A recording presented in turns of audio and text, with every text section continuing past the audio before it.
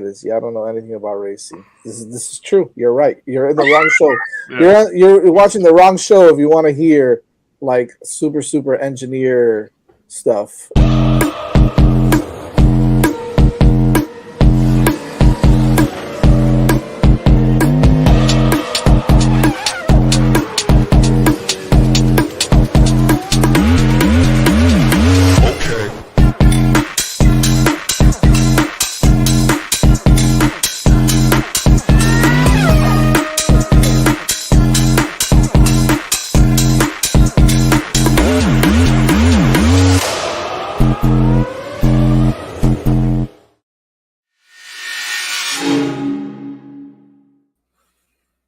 Hello and welcome back to another episode of Hitting the Apex. Joined here by Evan. Evan, how's it going, man?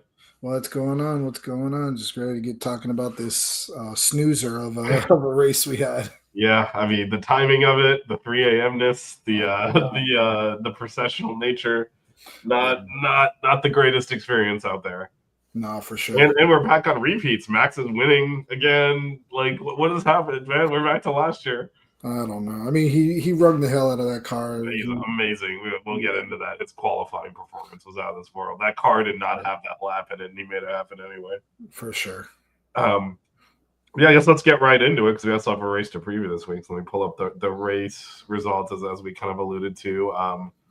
Max Verstappen wins in Japan, held off Lando Norris, who I felt like Max was kind of controlling it. He kept him just at a DRS range the whole back half of the race after the little pit lane thing, which we'll probably go into. But yeah, the big story is, Q3, last lap, he just rung that car on the track at a speed it had no business going and got on pole and then held it from there. Yeah, for sure. I mean, he had the fastest lap ever around that track, in an F1 car. So he pulled out all the stops. He went for broke. All the cliches that you can say, about how he's driving the car. You even have all-time greats like Fernando Alonso saying, in the pits afterwards, that he's the benchmark that everybody's trying to get up to now. I mean, realistically, that he got everything plus some out of that car. That car, as we see with now multiple drivers in the other seat, just doesn't have the pace. But when you put him in it, it's a completely different story. It kind of goes to that argument that we always say: if you put Max in any car, does he still have these same type of performances? This shows that what he can really do. And at the end of the day, you gotta look at how these McLarens, look, they were kind of complacent. They were, other than the pit stop, which, like you said, we'll get into, they really didn't push him at all. And it shows the quality of these tires that Pirelli's putting out right now. It shows the quality of Max, and this isn't the easiest track to pass on. You only have that one DRS zone. You could see the advantages in the lap where that Lando and Oscar had, but then you saw exactly what Max just pulled away from him down those straights and in the high speed area. So, well, how about you? What did you think about the race overall? Yeah, I mean, first of all, shout out to I really don't know. But we'll shout you out anyway, even if we don't know who you are. Yeah, no, I think you're spot on. Max kind of stole that pole in qualifying and with an insane lap and then held it. Like, so it's not the best or the easiest track to overtake in. But as is usual, when we get to these later, evolutions of a car generation, the overtaking gets harder and harder. Yeah. And yeah, he was inch perfect though. He had to be, like, as much as it's hard to overtake there. He was in a slower car, which meant that Norris was able to stay with him. So he never got that. Okay, I've opened up a gap. I can kind of relax a little bit. That usually you get when you win from pole like that. Instead, he had to do every lap at the limit and keep Norris. Because again, as we talked about, he kept him at a DRS range. And he was able to kind of hold him there. And that takes so much. He makes it look easy because he's Max Verstappen. That is so difficult to do what he did, which is just to maintain that just over a second gap. He didn't have more car to push it out further than that. So he really just had to be on the limit there to keep that gap.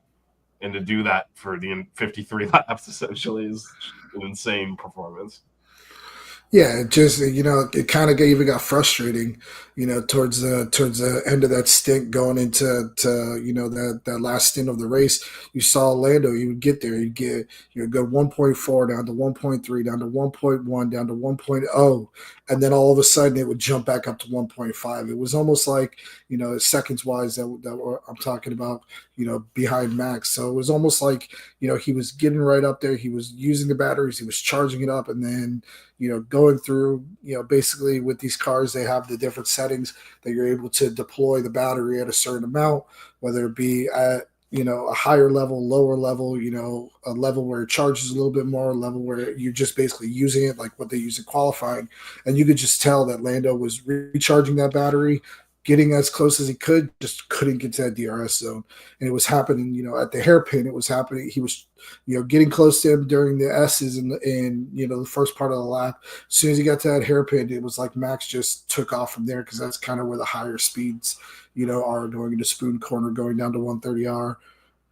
Those are the higher speed areas of the track, and you could just tell that Lando didn't have the speed at the top end, especially using the battery charge and the deploying of that to keep up with him, in the entirety of the lap. And that's where it just like I said, it was getting frustrating, because you'd sit there and you would see it and be like, all right, he's got him this lap. He's coming out the last corner. He's 1.3 seconds or 1.2 seconds going down the straightaway. He's 1 second coming out of the S's, going into the hairpin after the two Degnas. He was out of it. He would have already be back 1.5, 1.6 seconds behind him. And so it's like you got to get to that point to where, especially going around Suzuka, where you're within that DRS range for the majority of the lap, to be able to make that overtake going into turn one and turn two, and then be able to pull away in the S's, but he just couldn't do it. And, again, had their hands down to Max Verstappen, for making the effort, basically doing, qualifying laps the entire race, and all 53 laps, and, making sure that those McLaren stay behind him. I'm sure we're going to get into it too, but, we got to talk about how, whether McLaren made the right choice, because Piastri was right up on Norris's, behind all the way up until, halfway through the last stint. There was a point there that we thought that maybe he might be able to go up there and catch Max, but I don't think anybody was overall. Yeah, and there's there's basically three McLaren incidents we can talk about. Yeah. The first, the pit lane incident. So they essentially came out of the pit, Max and Lando, side by side. Lando ends up in the grass. Immediately says Max pushed him off. What was your take on that? I mean, as a McLaren fan, I could sit here and say that you can clearly see there's enough width in the pit exit for two cars. Max can move over, have room for him. But as an F1 fan, and as understanding how these drivers are, he has no reason to. He has Max has no necessity to move over and give Lando the room. He can take the line that everybody takes, which is basically, if you're coming out on the far left of the pit lane, you can drive basically straight. You'll cut across that right side of the pit exit and go straight onto the track. He doesn't have to, turn himself essentially to stay on the far left side of that pit exit, to be able to give Lando the room. Now, again, being a McLaren fan, I think that it would have been more fair, I guess you could say, if he would have given him the room, stayed on the left side of the thing, which would have then let Lando be able to have the room to be able to come out next to him.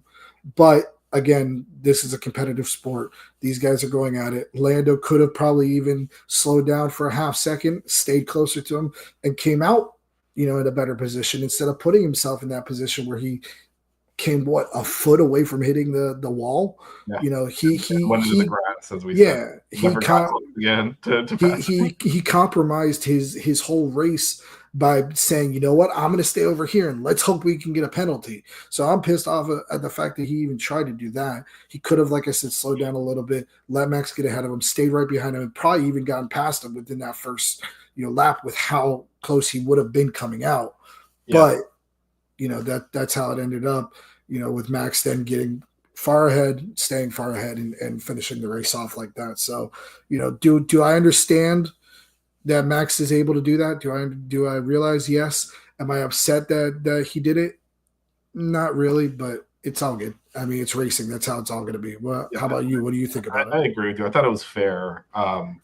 He's entitled to that spot. I also think McLaren, had Lando hit Max, they unsafe released him. I mean that he's not in. He's obviously McLaren won the constructors last year, so they get the last pit box. So there's no one in front of them. But had there been a car, like another pit box in front of them, he would have had to slot in behind Max. Like they kind of released him out into what would have been traffic, except he just went straight up the pit box side because there's no other pit boxes in front of him.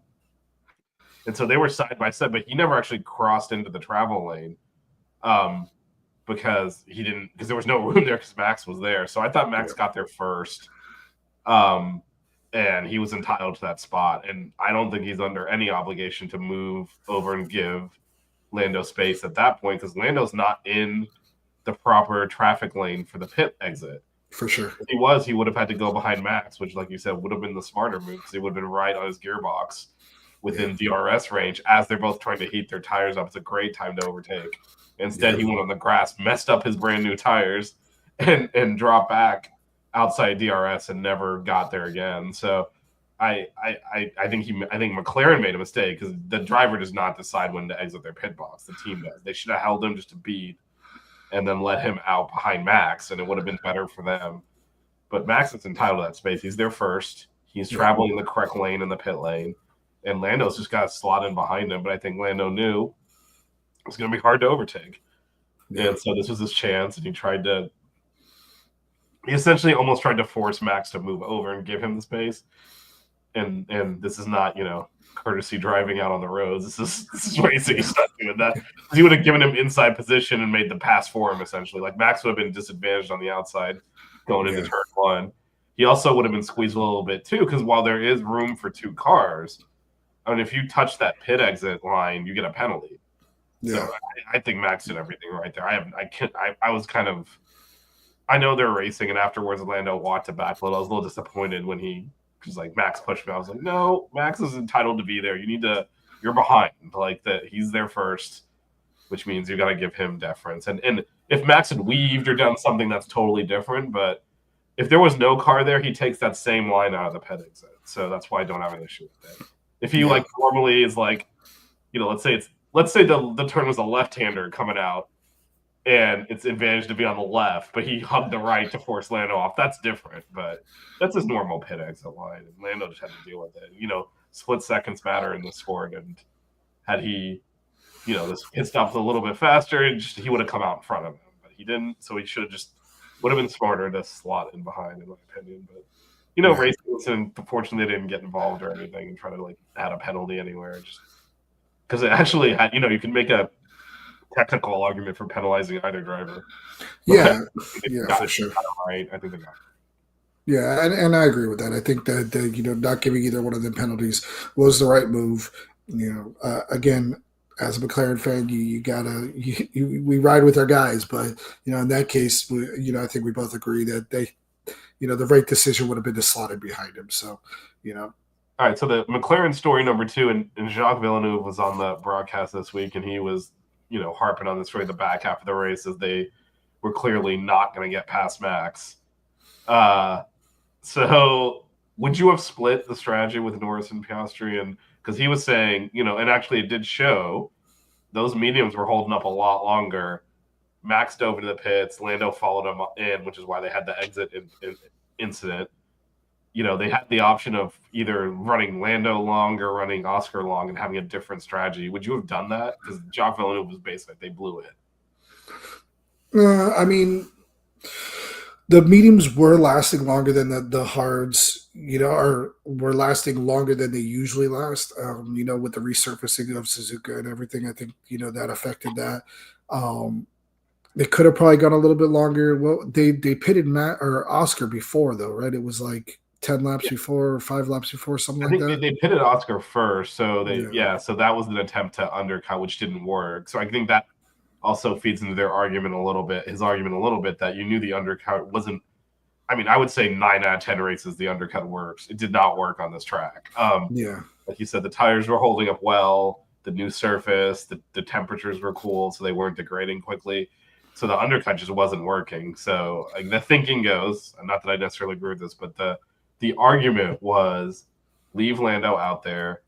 You know, he's still lapping well, and we know the McLaren in clean air is way faster than behind a car. Let him in clean air. I think that probably more in the car, and he could have overcut it. Was the argument? Yeah, I think that probably would have been the better strategy. You know, it's all hindsight. Hindsight is 2020. So it's like, you know, I agree. I think maybe they should have left him out a little bit longer. I do, you know, think that they were confident with their pit, you know, crew and getting them out, which I mean showed. If you watch the 2 pit stops, they had a better pit stop than Red Bull. That's why they ended up next to each other. He was behind exactly. Max, and then they were next. So I mean, realistically, with all things equal, you know, I think it probably would have been better to have left him out. You know, like we're talking about, like Jacques was saying, but you can never know. He could have stayed out, or Max could have came out. Those hards could have been 5 times better than they actually were. You know, and Max could have came out. Yeah, and this is where totally agree with you. And this is where I think Jacques Villeneuve doesn't realize what's happening, which is if that were to happen, in his head, it doesn't matter because you're still 2nd and third. Yeah. No, what you've done is you've given Oscar more points, and they have to be very careful. They don't have the luxury of splitting strategies right now with these 2 guys on top of each other all the time. You don't necessarily advantage. Don't know which one, but one of them will get an advantage if you do different strategies. And you're essentially handing them driver 1 status in the championship when you do that on accident. So had that happened, he would have come out, let's say, had it worked and he'd overcut, he would have come out in front of Max and like, great job, and Oscar's still in third, whatever. Had it not worked and he ends up behind Oscar, they've essentially flipped them by strategy, not by like merit on the track. And then McLaren's got to deal with that. And I think the biggest thing here, and the reason they didn't switch, like try this, I don't think they're worried at all about the constructors. I think they know they're going to win it, so they didn't really care because the whole thing is, well, you have a chance to finish first and third instead. And obviously they want to win the race and get more points, but I think they know at the end of the season they're going to win the constructors. Yeah. So stealing those points from Max, while important, wasn't as important to them as maintaining integrity of their not favoring a driver, because you have 21 races left, I believe. Mm-hmm. So you do not want to blow that up yet. At some point, they're gonna have to make that call, and we've talked about that a lot. Like, one of them is gonna emerge and be like, all right, they gotta favor him. They don't want to be doing it in the third race. And so for them, I think that's the political move, was just, hey, you guys are on track, you race it out. And that also leads into the third thing, which is why I think that's also why they didn't let Piastri through. Nope, you have to overtake him. He qualified in front of you. We're not doing that. Yeah. Because we're not going to favor either of you, not this early. Once one of them emerges as the lead driver and the best chance to win the championship, it's way too – I know Lando's in first, but it's way too soon for that. Once that happens, then they can start making those calls. Then they could go long on Lando's strategy in a similar situation. If he ends up behind Piastri, he'll tell Piastri to move over. Yeah. Back in second anyway. But they can't do that at this point. So I thought on a overall level, it was fair just to say, hey, you 2 race it out. We're not going to strategy one of you in front of the other. Yeah. And I agree with that. I also think that, you know, Lando's still in first place in the championship. You know, so if they would have swapped them there, you know, it wouldn't have been. It would have been, you know, Max in the lead in the championship if it would have finished, you know, with Piastri ahead of Norris and Norris in third.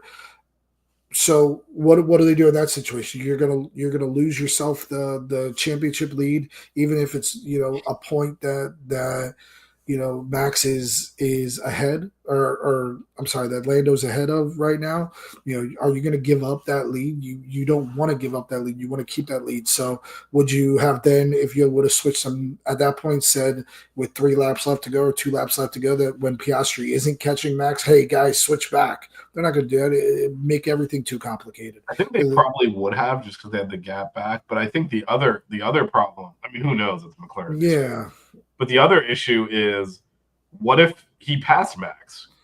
Yeah. You've now given him the race win. He's jumped up next to Lando. Lando is still in front of Piastri, but not by many points.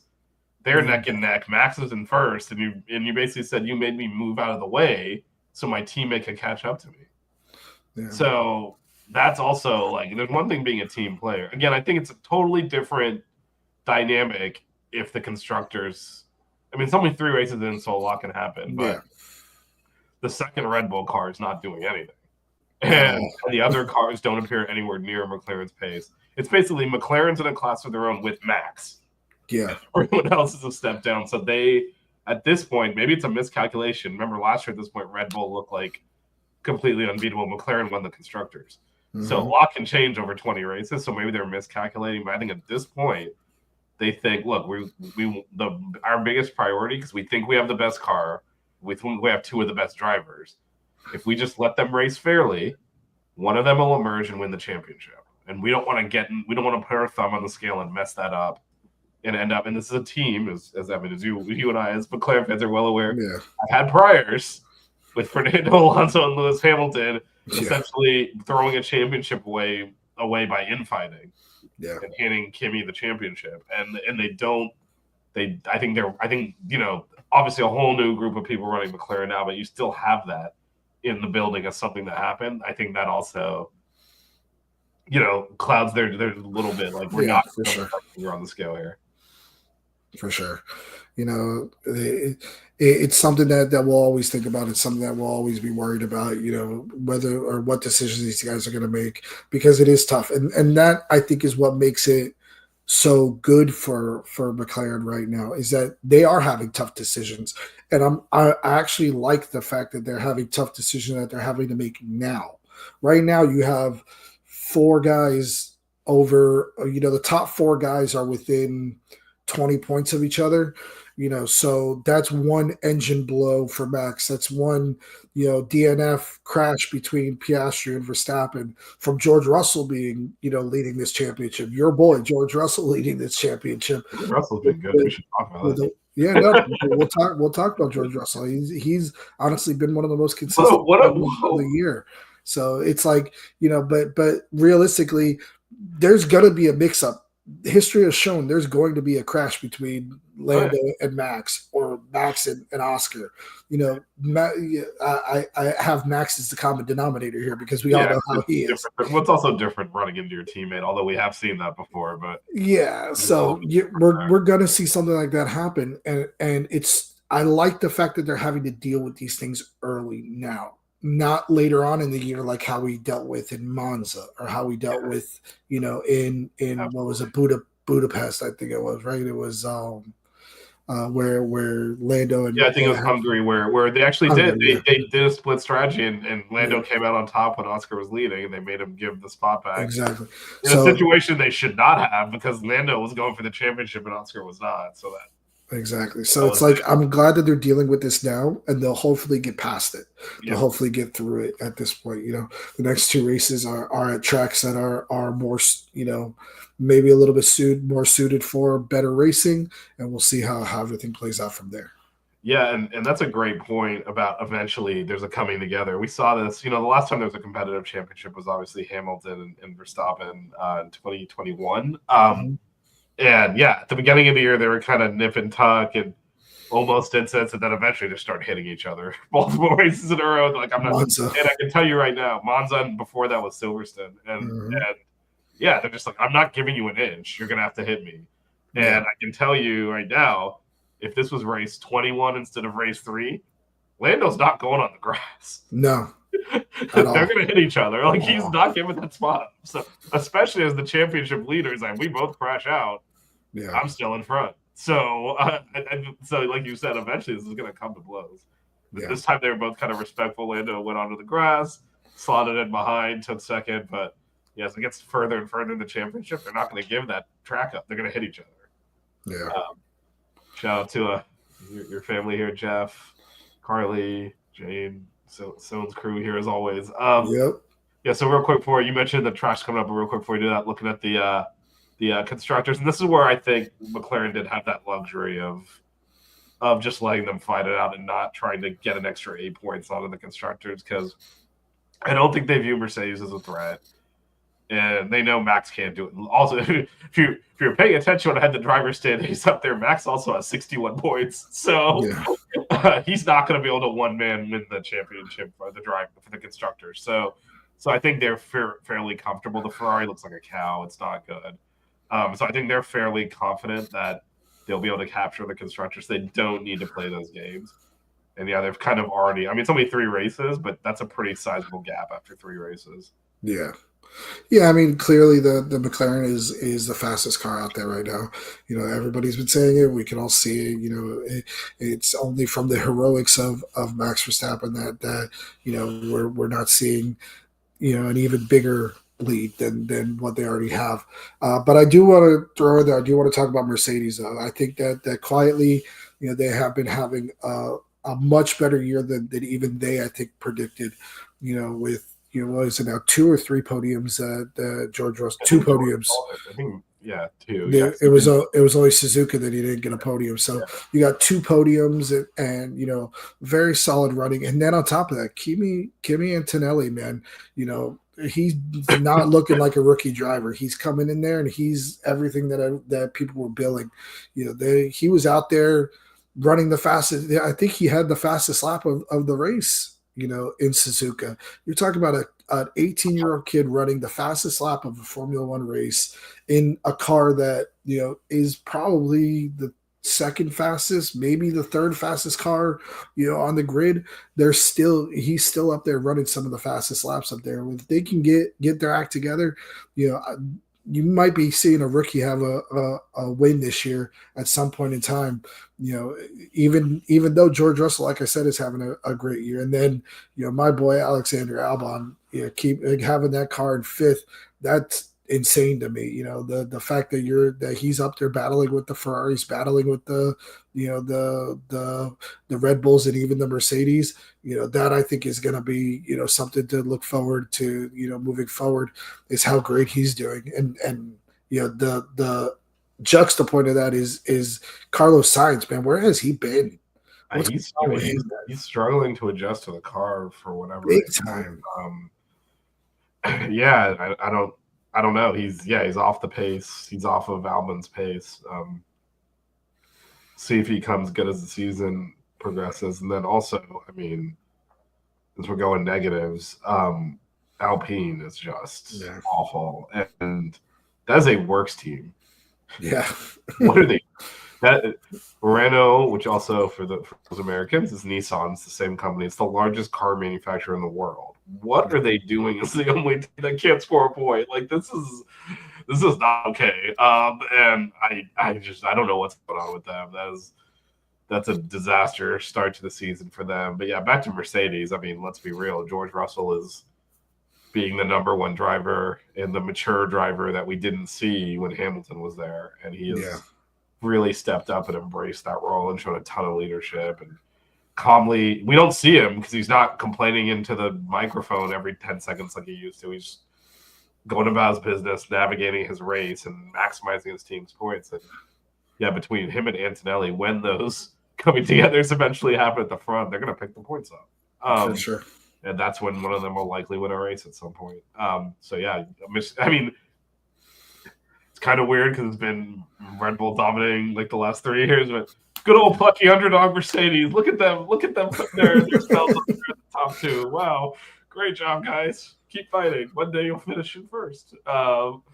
So yeah, it's kind of weird talking about Mercedes that way, but that's kind of how far they'd fallen. So yeah, at this point they're kind of like where McLaren was 2 or 3 years ago. Where we're trying to be the best to the rest and capture points, and hopefully the next car design we can elevate, which is next year. So it's not that far.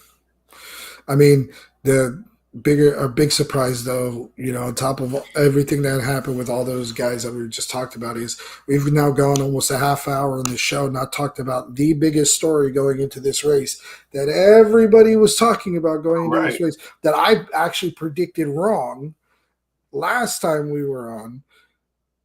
Yuki Tsunoda I mean, you're the driver of the day. He gets voted driver of the day, moving from 16th to 14th or something like that. Or Yeah, however, those are fan votes, and uh, frankly, only the Japanese people were up at that point. So I mean, you gotta be awake listen, to vote, man.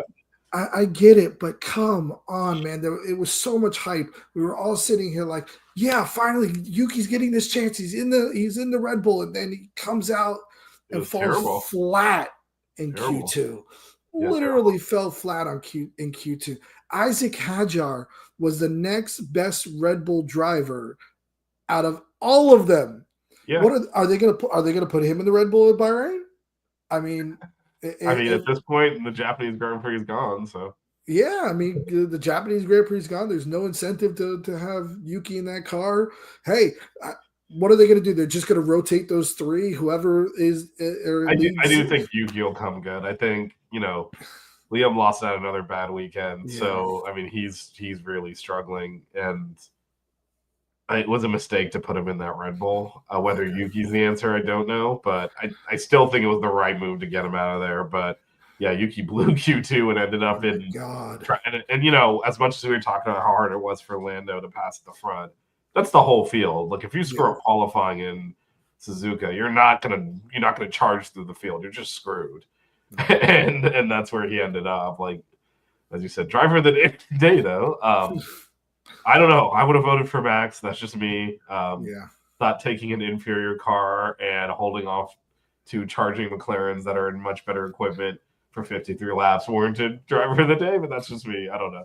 17th to 14th also impressive. I voted for Antonelli. That's who I voted for driver. I could see that too. He had a really good drive. He had a fantastic race. He stayed ahead of Lewis. Battling with him. I think he had a fantastic day overall. With like I said, the fastest lap of the day. He got that. Even though it's not points anymore, it's still something. So I voted for Antonelli as driver of the day because I just thought that he really showed out. Really well. But yeah, it's like I just don't understand it, man. Like it's almost as bad as Zhou Guan Yu in China. What was it, a couple of years ago with his first race there? Everybody was so excited. Zhou Guan. I mean, he was in a Sauber, so I guess there wasn't as much expectations. But we've been talking for the past year. Literally the past year. Why don't they put Tsunoda in this car? Why don't they put Tsunoda in this car? Tsunoda's been doing so good at RB, Cash App, and Alpha Tauri, whatever it's called this month. We got to see him in the Red Bull. He goes in the Red Bull and he does the exact same thing everybody else is. Yeah, and we'll see though. We'll see. So he's got a race under his belt. We'll see what he does this week. Also, just real quick, back to shout out to Carly. She's the one that picked Max to win last week, so she nailed that prediction. Yes, she did. We all had Lando except Brandon had Oscar, and then I did have Liam Lawson finishing top 10 in a Racing Bull, so I got closer than you did because you had it top 7 in the Red Bull. But boy, I forgot there was a reason he was getting thrown out of the Red Bull, which is he's off the pace, and he still was finishing near the bottom. But this weekend we're in Bahrain. This is a track that you can historically overtake at. Yeah. So what are your initial Carly, more than welcome to celebrate the correct prediction. But Bahrain, what are your thoughts on this track? It's a very good track. It's kind of the standard track. With what I mean by that is it is like the standard of a track now. It's one of those tracks that they test at, that they it's a Herman Tilke I believe designed, and he's just on a lot of tracks, so it's got those characteristics. Exactly. It's got 3 DRS zones, which make it so much better for passing. You have a lot of opportunities going into turn 1. It dives down. There's a lot of good undulation with different level changes. The whole second sector is fantastic as well. A couple S's right there, 5 through 7, into another hard braking zone going into 8, another hard braking zone going into 10. Being that there's these 3 DRS zones, with the key is there's 3 detection zones as well. There's some races where you have 1 detection zone per 2 DRS zones, which really can affect the race, because you'll have a situation where you'll have one driver pass somebody with DRS, get around them, go into the next set of turns and have DRS in front of the driver that he just passed because of the detection zones. So because there's the 3 different detection zones at this track, it really, fares it up. You could get somebody coming into turn 15 through that third detection zone, passing, going into turn 1, and then the other person will have the DRS between 3 and 4, which helps them catch back up, and is really conducive to better racing, overall. Like I said, this is a place that these guys test at. This is a place that all these drivers know very well through all the different formulas, Formula 2, Formula 3, they all race there. So it's a great track, very fun to watch, very fun to these drivers, will be able to go at it. So there's always great racing there, which is always fun to see. Yeah, and it's one of those tracks where sometimes you try to stay a little bit behind going into turn 1, so because you've already got the advantage of the DRS, but you don't want to fully overtake, so that way you get the DRS into turn 2, into turn 3, and then can finish the overtake there and then consolidate through the middle sector. Because we do have those situations, like you said, where you overtake on the start-finish straight, but because you did that, the car you pass gets DRS back at you, and then you have to defend between turns 3 and 4. So there's a lot of strategy in terms of where exactly you want to overtake, where you want to be ahead on this track. So that'll make it interesting. From a tire standpoint, similar to last week, they went with the hardest compound. Now, traditionally, this is a topic we've been talking about a lot this year. Traditionally, this has been a 2-stopper. This might be a one-stopper. Yeah, we haven't had. All these tracks are like that's a 2-stopper. Everyone's just going long. Like Japan, the tires held up. Yeah, feels like they've gotten a handle on. I think this is the reason we're seeing the tires last longer, and frankly, the race is a little bit more processional. They got a handle on this generation of cars now. They know how to. They're now designed to work with the tires and not wear them down as much. And they're aerodynamically optimized, which makes it harder to pass because that's where you get the wake off the car in front of you. That makes it difficult. We're kind of seeing this is very typical of an end of generation season where we're not seeing a lot of mistakes. We're not seeing a lot of stupid strategy calls because they just know the cars so well. Yeah, it's hard to overtake because there's not those big gaps between the cars. So yeah, I'll be interested to see this because it's again. On paper, sets up for a 2-stopper. I think it'd be interesting to see in the first stint how easy it is to overtake. That might dictate some of this because if it's another race where it's looking like it's a challenge to overtake, it might turn into a 1-stop. Well, the one thing that happens in Bahrain that a lot of people talk about, like I said, they do testing here and stuff like that, is there's because it's in the middle of obviously the desert, there's a lot of sand on the track. So because there's a lot of sand on the tracks get a little bit more gritty, they get a little bit more rough, they get a little bit more, they wear the tires out a little bit more. So maybe that'll affect it. We'll see. We can only hope that there's more pit stops because that just means more opportunities for things to happen and for overtakes and strategy to play out.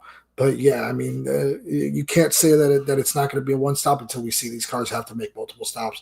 It seems like every time we think that it's going to happen, it doesn't, and then these cars are the mediums are running like hards, and the hards are running like super hards. I guess you can almost say there is a C0 now. They haven't broken that out yet this year. A C0 could do a whole race by itself. Yeah, these are the hard.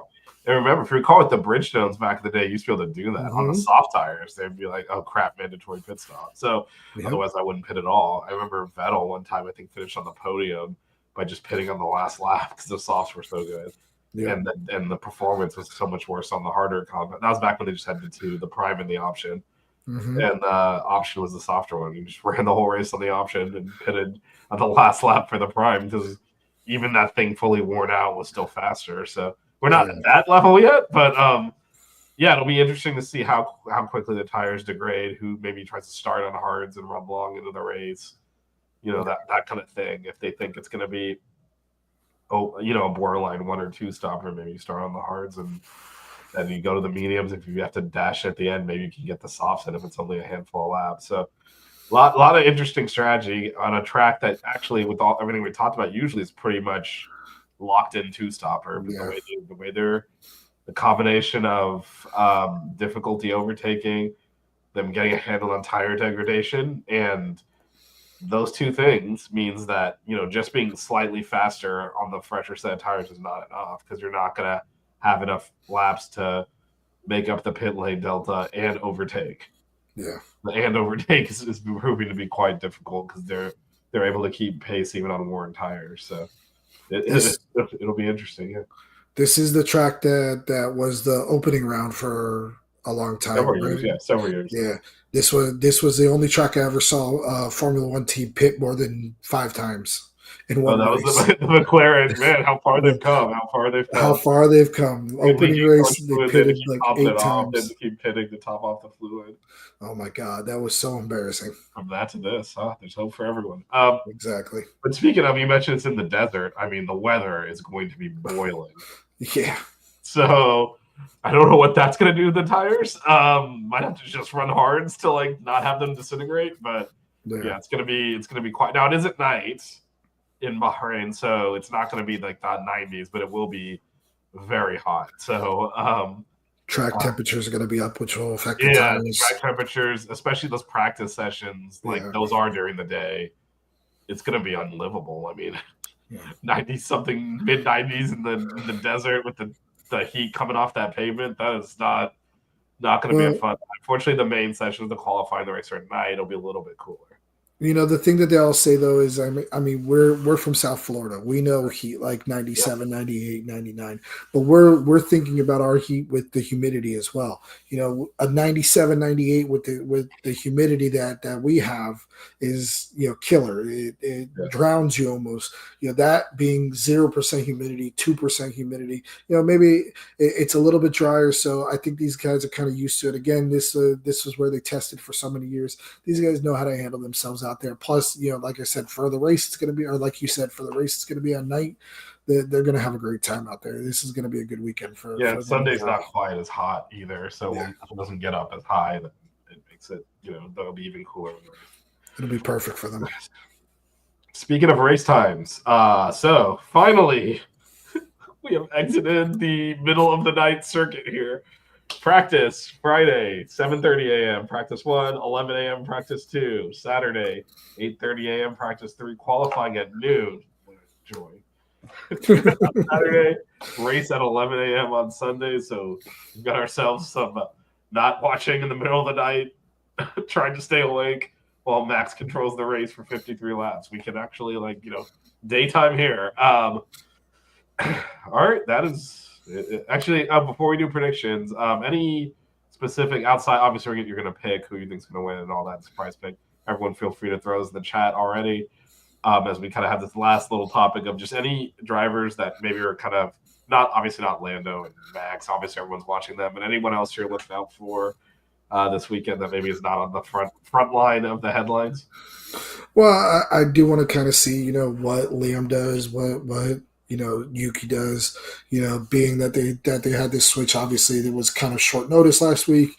You know, they're going into Suzuka, but, you know, I want to see how they do. Again, going into a track that they all kind of know, that they're all kind of comfortable with, you know, see how it all plays out. And I want to see it throughout the weekend. I want to see, you know, them have good qualifying, good, you know, practices and be able to kind of, you know, get more in tune with those two cars, as well as you know, going back down, like I was saying about Alex Albon. I think Alex Albon and that Williams is going to be something special moving forward.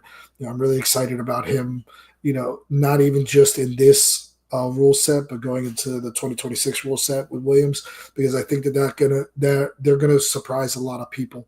I think, you know, they're showing the quality that they are right now. That Mercedes engine in the back of that car, you know, is obviously showing, you know, the pace that it is. But, you know, I think the people over there, you know, with Williams, they've always been, you know, a tough, scrappy group. They've always, you know, been a team that has tried to outperform, you know, the level that they're at, and they're showing this year what they can be in the future. And I think that's going to be a good, you know, a good thing to watch, is how he continues to progress moving forward. He's really starting to give me kind of that Carlos Sainz last year vibe, where it was like last year Carlos Sainz could have been arguably the better or the best driver for Ferrari. You going into the change that they made, even though Leclerc had those couple wins, Carlos Sainz was consistently, up there throughout the entire, year. And I think that, Albon's kind of showing, that same type of quality that we've all been expecting of him. I know I talk highly of him on the show all the time. So I want to see how he does this weekend. I want to see how, like I said, Yuki and Liam do. And then it also, you look at drivers like Hulkenberg and stuff like that. I mean, he's right outside the top 10. It's incredible what some of these drivers are doing with these cars, now at the end of this rule set. So, it's fun to watch. It's fun to see all these guys up there competing with each other. And then it's not just, the Max and Lando and Oscar show the entire time, that there are interesting things to see down the line. How about yourself? Is there anybody in particular you're looking? You mentioned one of them. Like, what's going on with Carlos Sainz? They brought him in here to actually push Albon, and he's not doing it. So, that second seat has also been a revolving door at Williams for a while. It was the TP, and they cycle through guys that couldn't cut it. And I think in this case they said, we're not doing that anymore. We're going to get someone that, as you said, proved to beat Norris and McLaren, beat Leclerc and Ferrari. This guy can drive, and where the hell is he? Yeah. So I'm looking at him, and then the Ferraris in general have just been, for Ferrari, a team that everyone focuses on, the race director focuses on. Where are they? Yeah. Hamilton jumped up in that sprint race in China, and that's it. We haven't seen anything out of that Ferrari team that had a race-winning pace a few times last year and was challenging at the front. It's just not there at all. So curious to see. As you said, this is a track that everyone's comfortable with. In theory, they should all be able to go faster. Yeah. They've got anything left and anything else to build off of. I mean, we're still very early, but we're not that many races away from these teams decide and pack it in. We're not developing this generation of car anymore. There's no point. And we're pivoting fully to the next year. I think Alpine's already there, to be honest. Yeah. Start seeing They're already working on 2026. We're going to start seeing the midfield. Assuming it's a close title fight, you'll see Red Bull and McLaren. They'll be bringing new parts to the last race if they have to. But some of those other ones, if they start dropping off, they'll just say, you know what? It's not worth putting any more money into this generation. We're going to pivot. So, I'd like to see Ferrari fight one last out on this generation, not just feebly, sit in the top 5, but like nowhere near the challenging for a race win. So this is a track that, as you said, they know well, should have good pace at. So yeah, see what they do. All right, man. Predictions. What have you got for Bahrain? Again, everyone, feel free to put your top 3 and a surprise pick if you have one in the chat. So I'm gonna go Lando 1. I'm going to go Lando 1. I think he's going to, want to come back after this race. And he's always kind of shown, a way that, or he's kind of always shown to us that after he has a race that he's not satisfied with, he'll come out and really push hard and do good the race after. So I want to see him come out and really dominate the weekend. I think Lando 1. I'm going to go George 2 and Oscar 3. Okay. I think that Mercedes engine is gonna show out in Bahrain. I think I hate to be the conspiracy theory guy. I don't like being that guy, but I'm gonna be that guy with this. I think something happens with that Honda engine whenever it's in Japan. I think it gets a little tuned up. Maybe the gas is a little bit better for it. Home and it generates natural energy, man. Yeah, there's something about it in Japan that Honda engine is just a little bit better, especially when Max Verstappen is the one that's pressing the gas on it. But I think that you're going to see, in this track, you're going to see those Mercedes engines start to come back. So I'm gonna go, like I said, Lando, George, and then OP in third to round it up. Verstappen will be somewhere up there too. I don't know where. Carly can figure that one out. She got him first. We're gonna talk about that in a second. Of course she does. But and he didn't copy your pick this time. He has gone different, Carly. Yeah. She's got Max, Lando, and Kimmy, and you know what? When you put Kimi Antonelli third, you do not need a surprise pick because that ticks all the boxes. Exactly. My third or my surprise pick though is I'm gonna go with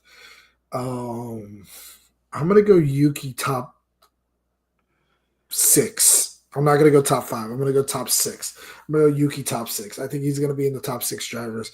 I think you'll see him and Max kind of up there with each other throughout the weekend, and maybe we'll see something in the effect of Kimi in 5th or 4th, and Lando, or Max up there, right outside that podium spot. But I'm gonna go Yuki top 6. All right, and as I said, Carly's got Max, Lando, Kimi, and obviously Kimi being top 3 is the surprise by itself. I am gonna go Lando, Oscar, George, and Max DNF. Ooh, he's due. He is due. I mean, I had to pick a surprise. He very well might win the race by 20 seconds. He's maybe he turned up the engine for there.